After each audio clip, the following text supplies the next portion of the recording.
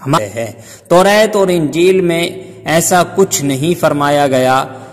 اگر وہ سچے ہیں تو اپنی اس بات پر کوئی دلیل لے کر آئیں۔ امانیہم، ان کی من گھڑت تمنائیں بغیر کسی بنیاد کے جنت میں داخل کے زبانی دعوے کرنا جہالت اور حماقت ہے۔ ایک امید ہے جسے عربی میں رجا کہتے ہیں، اور ایک خام خیالی جسے عربی میں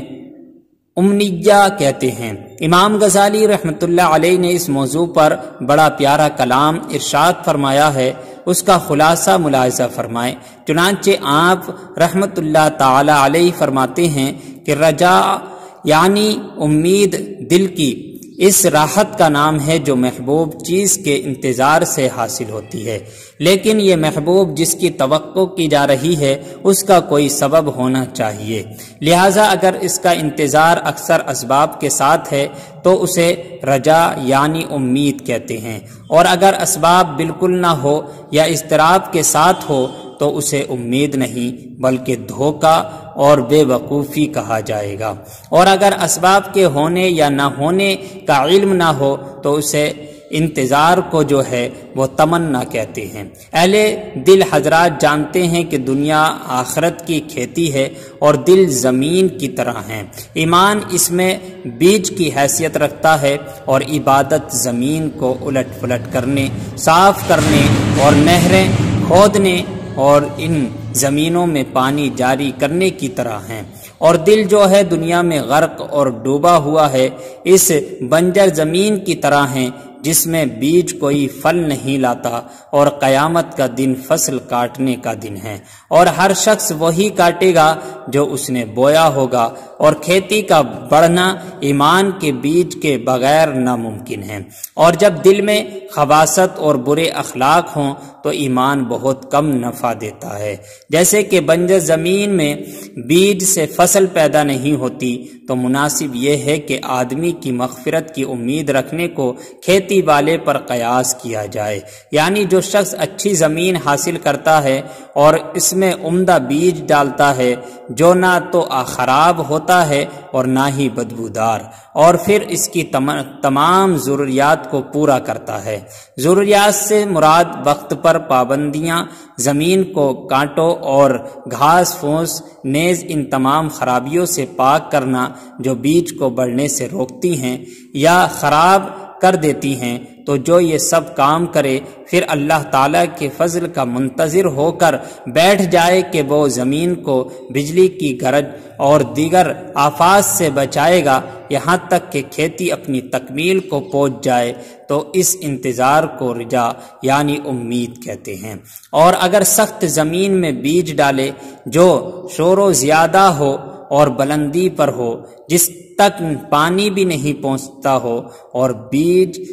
کی پرواہ بھی نہیں کرے اور پھر اس کے کاٹنے کا انتظار کرے، تو اس انتظار کو بے وقوفی اور دھوکہ کہتے ہیں، امید نہیں کہتے۔ اور اگر اچھی زمین میں بیج ڈالا لیکن اس میں پانی نہیں ہے، اب وہ بارش کے انتظار میں ہیں، اور یہ ایسا وقت ہے کہ جس میں عام طور پر بارش نہیں برستی، تو اس انتظار کو تمنا کہتے ہیں، رجا نہیں کہتے۔ تو گویا کہ رجا کا لفظ کسی ایسی پسندیدہ چیز کے انتظار پر صادق آتا ہے جس کے لیے وہ تمام اسباب تیار کر دیے جائیں گے۔ جو بندے کے انتظار میں ہیں یعنی جو بندے کے اختیار میں ہیں، وہ تمام اسباب جو ہیں وہ تیار کر دیے گئے ہوں،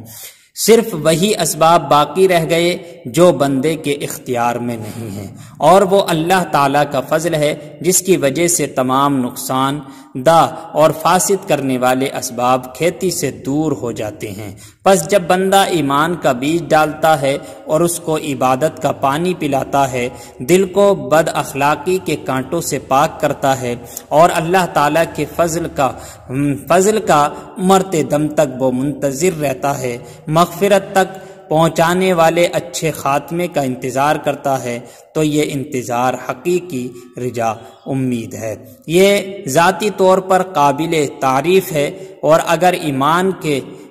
بیج کو عبادت کا پانی نہ دیا جائے یا دل کو برے اخلاق سے ملوث چھوڑ دیا جائے اور دنیاوی لذت میں منہمک ہو جائے اور دنیا کی لذتوں میں ہی لگا رہ جائے اور پھر مغفرت کا انتظار کرے تو اس کا انتظار ایک بے وقوف اور دھوکے میں مبتلا شخص کا انتظار ہے۔ نبی اکرم صلی اللہ علیہ وسلم نے فرمایا، الاحمق من اتبع نفسہ ہواہا وتمنا علی اللہ امانیہ۔ بے وقوف وہ ہے جو اپنے نفس کو خواہشات کے پیچھے لاتا ہے اور اس کے باوجود اللہ تعالیٰ سے تمنا کرتا ہے کہ وہ بڑا کریم اور غفور الرحیم ہے، اس سے اور اس کے اعمال سے بے پرواہ ہے، اس لیے اللہ تعالیٰ سے اسے کوئی سزا نہیں دے گا بلکہ جنت میں داخل کرے گا اور وہ اس کی من چاہی چیزیں اسے دے دے گا۔ سورہ بقرہ کی آیت نمبر 112 میں اللہ تعالیٰ ارشاد فرماتا ہے، بلا من اسلم وجہہ للہ وہو محسن فلہ اجرہ عند ربہ ولا خوف علیہم ولا ہم یحزنون۔ ترجمہ، ہاں کیوں نہیں،